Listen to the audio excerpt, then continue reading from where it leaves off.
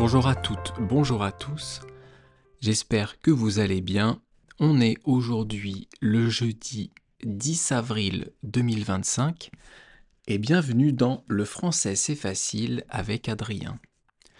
Alors aujourd'hui, on va voir une expression qui est, on va dire, pas vulgaire, mais qu'on ne peut pas dire à tout le monde.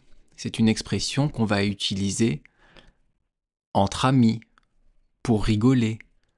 Et si vous l'utilisez avec quelqu'un que vous ne connaissez pas, en parlant de quelqu'un que vous ne connaissez pas, ça va être plutôt insultant.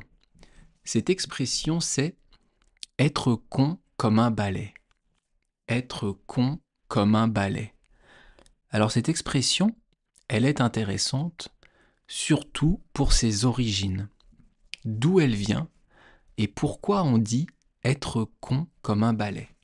Mais ça, je vous le dévoilerai à la fin du podcast. Vous allez voir, c'est très intéressant. Je fais un peu de teasing, mais avant, on va parler d'un film qui s'appelle Le dîner de cons. Alors, pourquoi je vous parle de ce film ?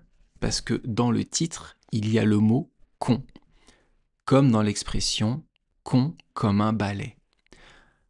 Un con, c'est quelqu'un de bête, un imbécile, c'est quelqu'un de stupide.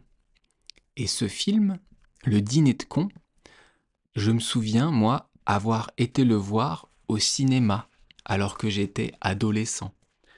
Et je rigolais, et j'ai rigolé, je me suis marré d'un bout à l'autre.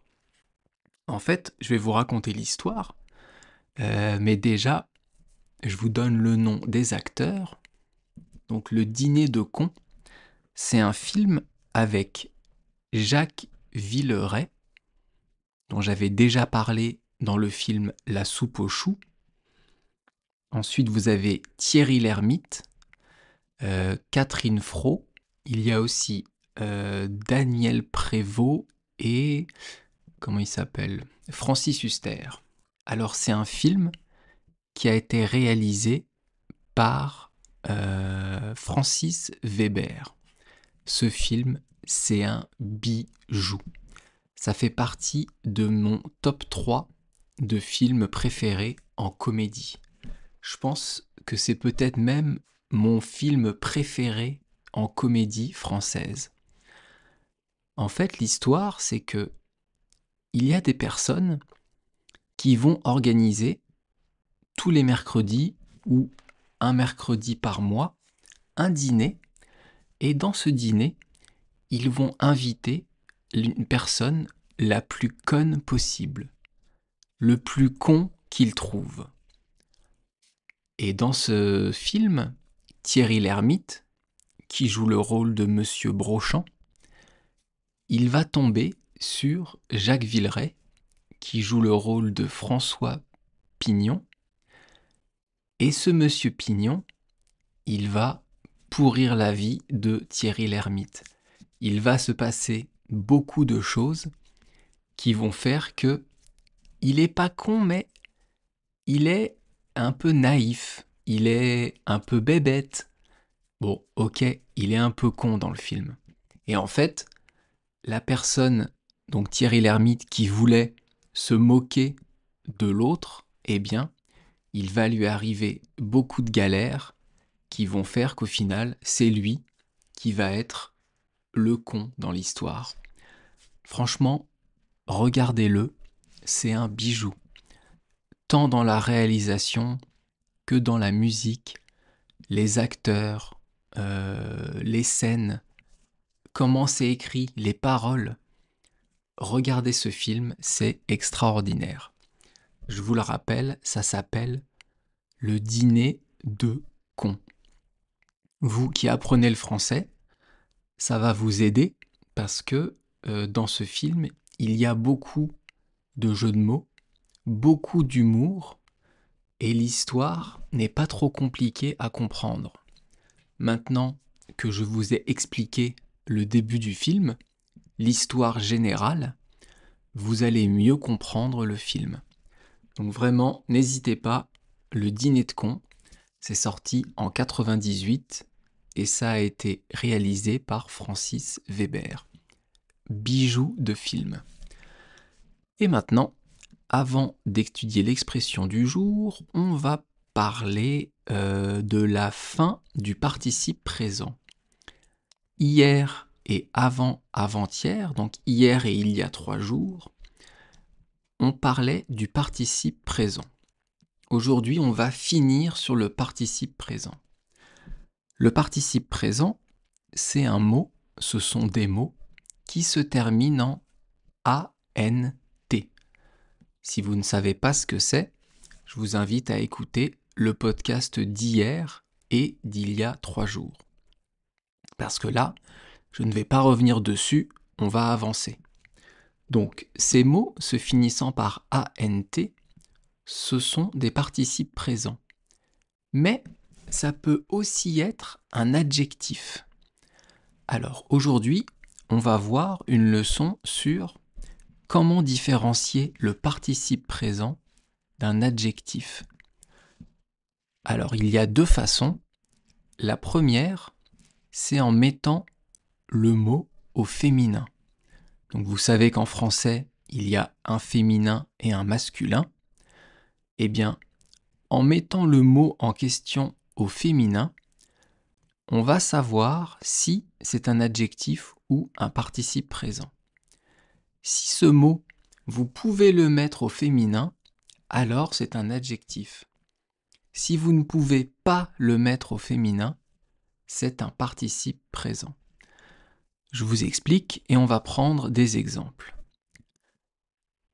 Je mange en regardant la télé. Je vous prends depuis 3 jours le même exemple à chaque fois pour que vous compreniez. Donc, je mange en regardant la télé. Ici, le mot qui va nous intéresser, c'est le mot se finissant par ANT. Donc le mot regardant. Eh bien ce mot, on va le mettre au féminin. Donc on va ajouter un E. Si je vous dis je mange en regardant la télé, est-ce que pour vous, ça marche ou pas? Est-ce que pour vous, c'est français? Je mange en regardant la télé. Eh bien, cette phrase, elle n'est pas française. On ne peut pas mettre ce mot au féminin. Donc, c'est un participe présent. Je vous donne un autre exemple. Tu bois en écoutant la radio. Tu bois en écoutant la radio. Donc ici, la personne à qui on s'adresse est en train de boire et en même temps d'écouter la radio. Ici, le mot qui nous intéresse, c'est écoutant. On va mettre ce mot au féminin, donc on va ajouter un E et on va voir si la phrase fonctionne. Alors je vais vous la dire. Tu bois en écoutant la radio. Tu bois en écoutant la radio. Est-ce que cette phrase, dans votre oreille, est-ce que pour vous, elle fonctionne? Eh bien non, cette phrase n'est pas française. Donc, écoutant est un participe présent. Je vous donne d'autres exemples pour que vous compreniez. Alors, je trouve cette pièce intéressante. Je trouve cette pièce intéressante. Ici, j'ai mis directement au féminin. Cette phrase, elle fonctionne. Je trouve cette pièce intéressante. C'est une phrase qui est française. Ça fonctionne, donc intéressant est un adjectif. Un autre exemple. Tu as mangé une recette appétissante. Tu as mangé une recette appétissante. Ici, la phrase fonctionne. Recette appétissante, ça existe en français. C'est au féminin, donc c'est un adjectif. Donc, si le mot qui se finit par ANT est au féminin, c'est un adjectif. Et s'il est au masculin, vous essayez de le mettre au féminin. Si ça marche, c'est un adjectif. Si ça ne marche pas, c'est un participe présent. Ça, c'est la première façon de différencier un participe présent d'un adjectif. Je pense qu'on va parler de la deuxième façon demain parce que sinon le podcast va être un peu long. Je suis désolé, à chaque fois j'ai l'impression que je vais réussir à tout vous expliquer, mais non. Donc demain, on finit sur le participe présent, promis, demain on finit, et on parle de la deuxième façon de différencier un adjectif d'un participe présent. Je vais le noter tout de suite pour ne pas oublier. Demain, participe présent. Ok. Et donc, à partir de maintenant, on va étudier l'expression du jour « être con comme un balai ». Être con comme un balai. Alors, le verbe être, c'est un verbe qu'on a déjà beaucoup étudié, dont on a beaucoup parlé. Et donc, maintenant, dès qu'on a déjà étudié un verbe, on va travailler les conjugaisons. Si vous ne connaissez pas ce verbe, je vous invite à écouter mes podcasts à partir du début.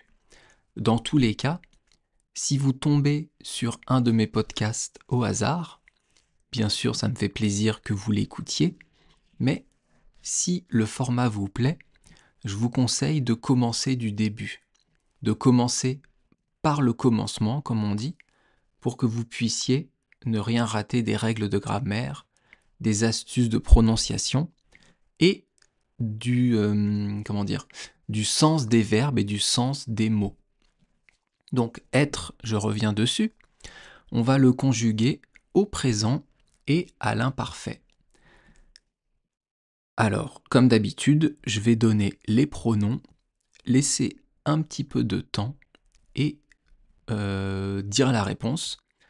Et le temps que je vous laisse, ça sert afin que vous puissiez dire vous, chez vous, la réponse. Alors, le verbe être au présent de l'indicatif, ça fait je suis, tu es, il est, nous sommes, vous êtes et ils sont. À l'imparfait, on y va. Alors, le verbe être à l'imparfait, ça fait j'étais, tu étais, il était, nous étions, vous étiez et ils étaient. Si je ne vous laisse pas assez de temps, vous pouvez bien sûr mettre sur pause. Alors on reprend l'étude de l'expression du jour. Être con comme un balai. Donc con, je vous en ai un peu parlé avec le dîner de con, ça veut dire imbécile, ça veut dire stupide, bête. Mais c'est dit de façon un peu plus familière, plus vulgaire. Parfois, quand on est entre amis, on utilise t'es con pour dire t'es marrant, tu me fais marrer, tu me fais rire. Vous pouvez lui dire oh putain, qu'est-ce que t'es con, mon Dieu.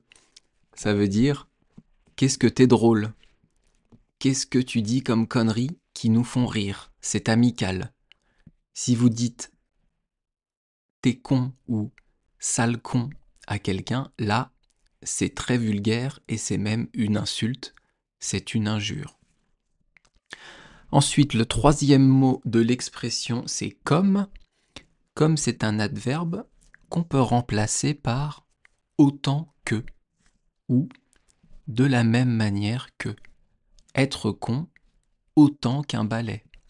Être con de la même manière qu'un balai. Et enfin, les deux derniers mots, un et balai, un, c'est un article indéfini. On a fait il y a 10 jours ou une semaine, je ne sais plus, peut-être 10 jours, ouais, une série sur les articles que vous pouvez aller écouter si vous voulez comprendre ce que sont les articles. Et enfin, le balai, c'est quoi? Le balai, c'est ce qu'on utilise pour ramasser la poussière sur le sol, pour mettre toute la poussière à un endroit. Il y a un long manche et au bout, des poils très serrés, et ces poils, on les passe sur le sol et ça permet de ramasser la poussière. Il y a plusieurs types de balais, des balais d'intérieur, des balais classiques ou des balais d'extérieur. Il y a aussi des balais brosses pour frotter le sol, pour le laver. Et donc cette expression « être con comme un balai », je pense que vous l'avez compris, elle veut dire être très bête, être complètement stupide, être très con.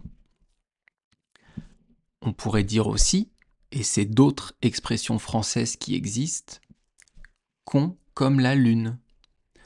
Je ne sais pas pourquoi on dit ça d'ailleurs. Peut-être qu'on l'étudiera dans un autre podcast, cette expression. Et sinon, on dit con comme une valise sans poignée. Évidemment, on comprend ici que une valise, elle est faite pour être portée avec une poignée.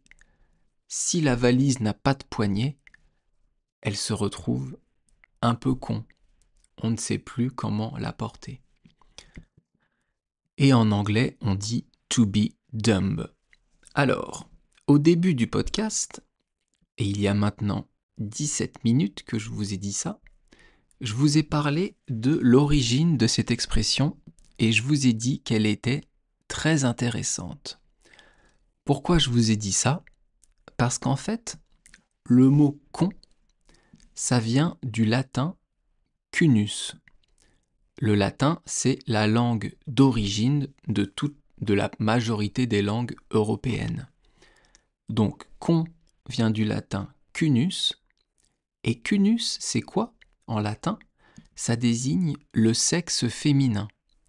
Ça désigne donc les organes génitaux féminins, le sexe de la femme.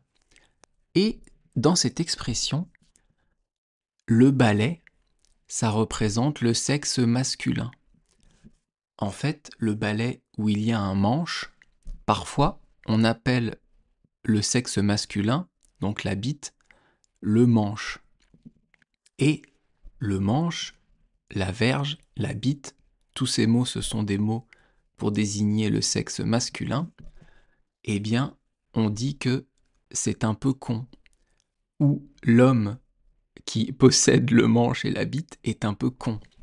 Il va parfois faire l'amour, il va parfois avoir un rapport sans réfléchir, à l'instinct, et après il pourra y avoir des problèmes, les maladies, une grossesse qu'on n'a pas voulu, des problèmes avec la femme, etc., etc. Donc ici, on a une opposition dans l'expression entre cunus et le manche, entre con et le balai.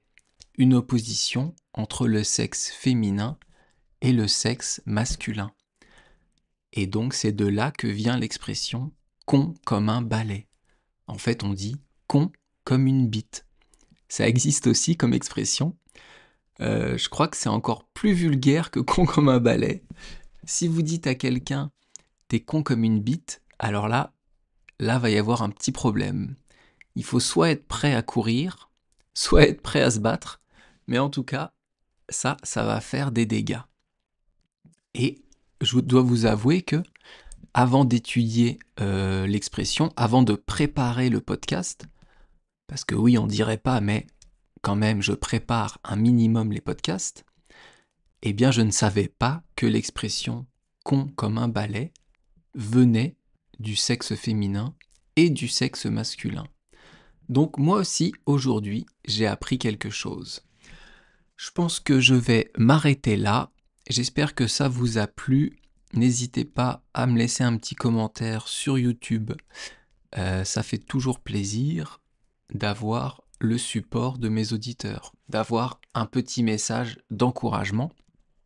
Et ça permet surtout de remonter dans le classement, de remonter via l'algorithme YouTube pour me permettre d'être plus visible, pour permettre de faire profiter à plus de monde le podcast. Allez, je m'arrête là pour aujourd'hui. Merci beaucoup de m'avoir écouté.